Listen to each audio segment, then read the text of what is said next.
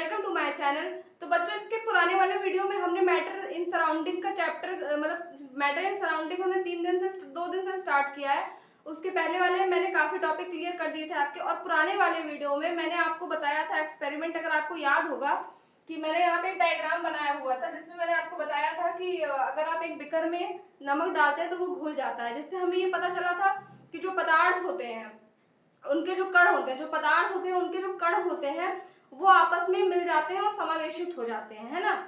तो उसके बाद मैंने एक यहाँ पे डायग्राम बनाया था, अगर आपने वाली वीडियो देखी होगी, कि हम क्या करते हैं कि पोटेशियम पर मैग्नेट का क्रिस्टल पानी में डालते हैं और उसको मिक्स करते हैं तो वो कलर आता है। फिर उसमें का थोड़ा सा पानी दूसरे में निकालते हैं, कलरफुल पानी, दूसरे बीकर में ढेर सारा पानी डालते हैं, वो भी पिंक कलर हो जाता है, और फिर उसका 10% पानी निकाल के दूसरे और तीसरे वाले में डालते हैं और वो उसमें फिर पानी डालते हैं, फिर भी वो पिंक होता है। तो ये एक्सपेरिमेंट हमको ये दिखाता है कि ये जो पदार्थ के जो कण होते हैं वो इतने छोटे होते हैं जिसकी हम कल्पना भी नहीं कर सकते हैं, ठीक है। तो चलिए हमारे इस वीडियो को आगे बढ़ाते हैं और भी जो टॉपिक्स हैं उसको हम समझते हैं। तो दोस्तों देखिए, सबसे पहले जो हमको ये पता चल गया कि मैटर जो होते हैं उसमें छोटे छोटे पार्टिकल्स होते हैं, ये तो हमें पता हो गया। अब इनका जो पदार्थ है उसमें जो कण होते हैं, कोई भी पदार्थ है उसमें जो छोटे छोटे जो कण होते हैं, ठीक है, ये कण जो होते हैं ये आपस में एक दूसरे को अट्रैक्ट करते हैं, मतलब आकर्षक बल लगाते हैं, और इनके अंदर गतिज ऊर्जा बल भी लगता है जिसे हम कहते हैं काइनेटिक एनर्जी। वो उसका देखिए, उसका रीजन क्या है कि कोई भी चीज, जैसे मान लीजिए पानी है, हमने बोला था उस दिन पानी और नमक, पानी प्लस नमक। अब ये पानी है, हमने पूरा पानी में हम नमक को डालते हैं तो ये मिलाते हैं, तो कुछ टाइम के बाद जो नमक है वो मिल जाता है। इसका मतलब, और जब हम नमक डाले पानी के अंदर तो धीरे धीरे करके पानी जो है और नमक जो है वो मिल रहा है आपस में। नमक के जो भी कण होते हैं वो पानी के कणों में समावेशित हो जाते हैं, मतलब अंदर चले जाते हैं। तो ऑटोमेटिक ये क्रिया हो रही है, ऐसा नहीं है कि हमको करना पड़ रहा है, ऑटोमेटिक क्रिया हो रही है। आप ऐसे हिलाएंगे तो भी, और नहीं भी हिलाते हैं तो कुछ टाइम के बाद नमक और पानी एक दूसरे में घुल जाता है, हम उन्हें अलग नहीं कर पाते, हमें टेस्ट भले नमकीन आएगा लेकिन हो जाता है। तो जो ये घुलने की प्रक्रिया होती है, जो मिल रहा है, जो पानी के कण में नमक के कण जो जा रहे हैं, जो समावेशित हो रहे हैं, उसको हम क्या बोलेंगे, उसमें कोई बल लग रहा है, उसमें कोई ऊर्जा लग रही है, एनर्जी लग रही है, तो उस एनर्जी को हम क्या बोलते हैं, तो गतिज एनर्जी बोलते हैं। गतिज ऊर्जा जिसे हम कहते हैं काइनेटिक एनर्जी उसमें लगती है, ठीक है। और बल भी लगता है, आकर्षक बल भी लगता है, उसके बारे में हम अभी आगे बात करेंगे। तो ये एनर्जी लगती है, ठीक है। जैसे आप मान लीजिए, आपका बुक में भी दिया है ये एग्जांपल, अगरबत्ती का एग्जांपल दिया हुआ है, ठीक है, और स्याही और शहद का भी एग्जांपल दिया, हम दोनों में बात करते हैं। तो जैसे अगरबत्ती है, अगर आप अगरबत्ती को जला करके, मतलब अगर बिना जलाए अगरबत्ती को अगर इस तरीके से आप सबके नाक के पास ले जा रहे हैं तो शायद महक ना आए, बट अगरबत्ती को जब आप जलाएंगे तो ये पूरे कमरे में फैल जाएगी, एक महक आएगी। तो इससे पता चल रहा है हमको कि गतिज ऊर्जा पदार्थों में लगता है, पदार्थों में गतिज ऊर्जा लगता है। आप एक बीकर में पानी ले लीजिए, एक बीकर में बच्चों एक बीकर में और पानी ले लीजिए, अब एक बीकर में आप थोड़ा सा स्याही डालिए, एक बीकर में आप शहद डालिए, तो आप देखेंगे कि जो स्याही वाला पानी है वो आपस में मिल गया है बहुत तेजी से, लेकिन जो शहद है वो आपस में पानी में उतने अच्छे से मिला नहीं है। अब इसका जो रीजन होता है, इसको पहले हम रफ करते हैं, ठीक है, तभी हमें नेक्स्ट समझ में आएगा। आपको ये क्लियर हुआ मेरे हिसाब से? एक मिनट बेटा, आपको ये क्लियर हो गया होगा मेरे हिसाब से कि पुराने वाले वीडियो में हमें पता चला था कि समावेशित हो जाता है, स्पेस होता है, उनके अंदर जगह होती है कणों के बीच में। यहाँ से आपको ये क्लियर हो, जो मैंने पानी नमक आपको बताया कि इसमें बल लगता है, ठीक है, इसमें बल लगता है। अगरबत्ती और मैंने शाही का बताया। अब देखिए, जैसे मान लीजिए ये आपका पानी है, ठीक, और ये आपका शहद है, ठीक है। अब पानी के अंदर में भी क्या होंगे, कण होंगे, जिसे हम क्या कहते हैं, पार्टिकल्स कहते हैं, एटम्स कहते हैं, ठीक है। और इसके भी, शहद के भी अंदर में पार्टिकल्स होंगे ही भाई, पदार्थ जो है वो तो मिलकर के बना ही है, क्योंकि पूरी दुनिया, मैंने बोला कि पूरी दुनिया में ऑलमोस्ट चीजें जो है वो पदार्थ है, मैटर है। अब ध्यान देने वाली बात ये है बेटा कि यहाँ पे जो पानी है, यहाँ पे सॉरी, ये स्याही है, ठीक है, ये स्याही है, ये शहद है। अब ये पानी में बहुत तेजी से नहीं मिलेगा, लेकिन ये बहुत तेजी से मिल जाएगा। उसका रीजन क्या है बेटा कि जो स्याही के जो कण होते हैं, मतलब स्याही जो है वो एक पदार्थ है, और उस पदार्थ पतला है, इनके जो कण है उसमें स्पेस है और इनके कण में कम बल लग रहा है। क्या लग रहा है? कम आकर्षक बल लग रहा है, मतलब कम आकर्षक, कम बल लग रहा है, ठीक है, कम बल लग रहा है। तभी तो ये फटाफट क्या कर रहे हैं, पानी में फटाफट से घुल जा रहे हैं, पूरा ब्लू पानी हो जाएगा। जब हम शहद की बेटा बात करते हैं बच्चों, तो शहद जो होता है, अब इसमें क्या होगा, इसमें ज्यादा बल लगेगा। शहद के जो भी कण है आपस में एक दूसरे को बड़ी तेजी से पकड़े होंगे।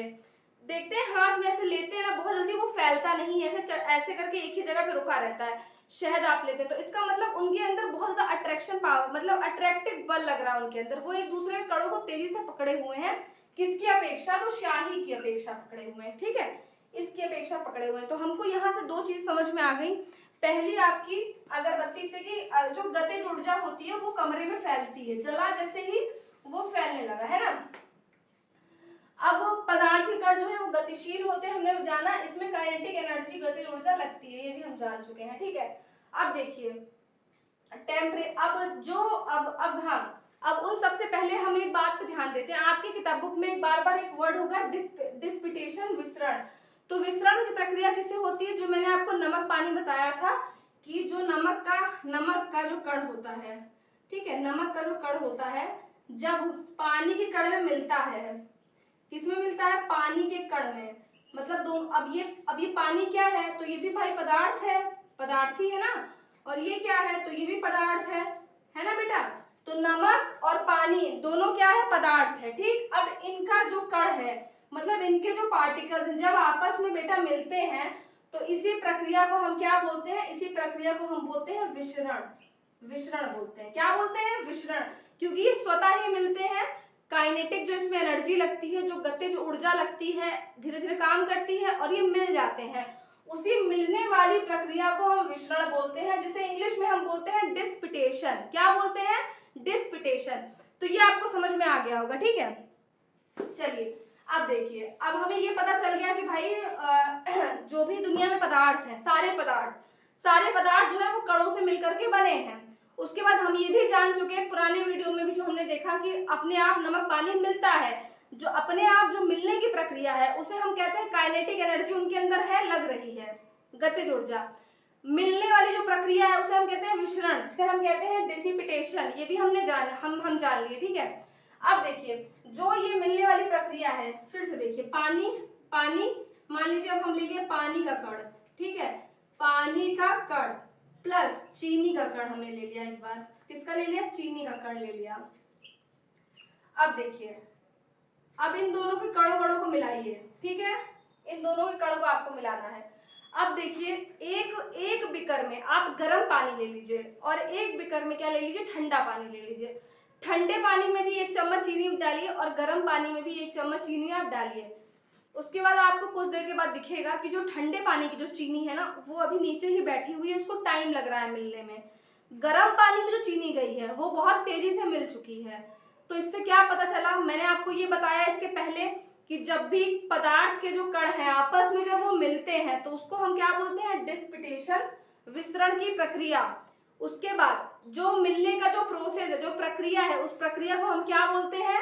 जब वो मिलना स्टार्ट करती हैं तो उसे हम कहते हैं उनके में बल, काइनेटिक बल लग रहा है, गतिज ऊर्जा लग रही है, ठीक है।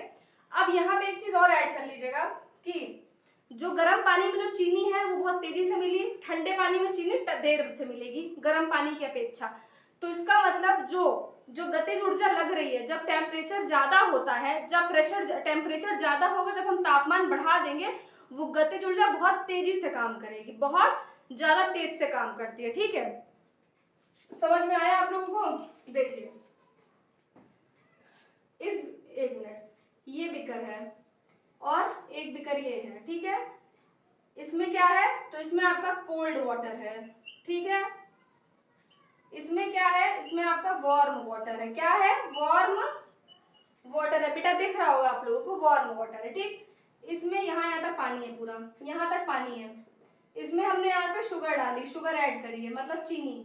इसमें भी हमने शुगर ऐड करी है, बट ये वार्म है और ये ठंडा है, ये गर्म है और ये बेटा ठंडा है, ठीक है। अब इसमें ज्यादा जल्दी से चीनी घुलेगी कि इसमें घुलेगी? आप लोग मुझे बताइएगा, किसमें घुलेगी? तो आप बोलेंगे कि मैम इसमें घुलेगी, क्योंकि गर्म है, जैसे ही चीनी जाएगी बहुत तेजी से गर्म पानी का जो कण है और चीनी का कण आपस में मिल जाएगा। Very good. तो इससे हमको क्या पता चला कि जब भी आपका टेम्परेचर, टेम्प से दिखा दिए, टेम्परेचर बढ़ेगा तो ऑटोमेटिक क्या है, जो गतिज ऊर्जा है, जो काइनेटिक एनर्जी जिसे हम बार बार बोल रहे हैं, जो काइनेटिक आपकी एनर्जी है वो भी बढ़ जाएगी। जब टेम्परेचर बढ़ेगा तो गतिज ऊर्जा क्या है, वो बढ़ जाएगी। तो इससे आपको ये भी चीजें समझ में आ गई होंगी मेरे हिसाब से। देखिए बेटा, देखिए मैं बहुत ज्यादा क्या करती हूँ ना कि बुक में तो आपको वैसे भी इतना पोथी पढ़ा हुआ लिखा हुआ है, इसलिए मैं बहुत ज्यादा लिखती नहीं हूँ। एक तो ये बोर्ड भी इतना छोटा है और मैं अगर इतना लिखूंगी तो आप लोग बोर हो जाएंगे, फिर बुक में क्या पढ़ेंगे और यहाँ पे क्या पढ़ेंगे। इसलिए मैं कंसेप्ट आपको क्लियर करने में कोशिश करती हूँ कि कंसेप्ट क्लियर हो, इंटरेस्ट आप लोगों को पढ़ने में आए, ठीक है। तो इससे तो आपको समझ में आ गया होगा कण के बारे में। एक लास्ट एक्सपेरिमेंट हम ये चीज देखते हैं, ये आपकी बुक का ही हुआ, मैंने कोई अपने से अंतर्यामी मैं नहीं हूँ कि मैं कुछ भी कर लूंगी, ठीक है। तो ये देखते हैं, अब ये हमने जान लिया कि भाई काइनेटिक टेम्परेचर ज्यादा होता है तो काइनेटिक एनर्जी बहुत तेजी से काम करती है। अब हम बल की बात करते हैं। देखिए, एक आप लोहे की लकड़ी, वो लोहे की एक कील होती है, इसी तरह की कील होती है ना, ये मान लीजिए लोहे की कील है। एक आप ले लीजिए लकड़ी, इस तरीके का एक लकड़ी है, ये क्या है आपका, तो ये आपका लकड़ी है, ठीक। और एक आप ले लीजिए रबड़ बैंड, ये इस तरीके का रबड़ बैंड है, ठीक है। अब इन रबड़ बैंड, इन तीनों पे खूब तेज तेज से लोहे या फिर लोहे की किसी भी चीज से, भारी वस्तु से इन पे वार करिए, मारिए।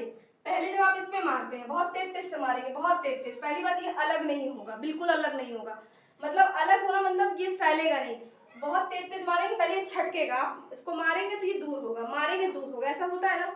बहुत तेज से अगर आप इसको मार रहे हैं, बहुत ज्यादा प्रेशर से मार रहे हैं, तो ये क्या करेगा, बाद में बीच से ऐसे करके टूट जाएगा, यहां से आने के बाद ये ऐसा हो जाएगा, ठीक है। लकड़ी का भी अगर आप ऐसे करेंगे, बहुत तेज तेज मारेंगे तो लकड़ी का भी लगभग टूटना संभव है, ये टूट जाएगी आपस में। इसका क्या होगा, तो रबड़ बैंड को जब आप ऐसे से मारेंगे तो ये थोड़ा फैलेगा, लेकिन वापस फिर वो अपनी जगह पे आ जाएगा, पहले ऐसे फैलेगी फिर अपनी जगह पे आ जाएगी, मतलब ये।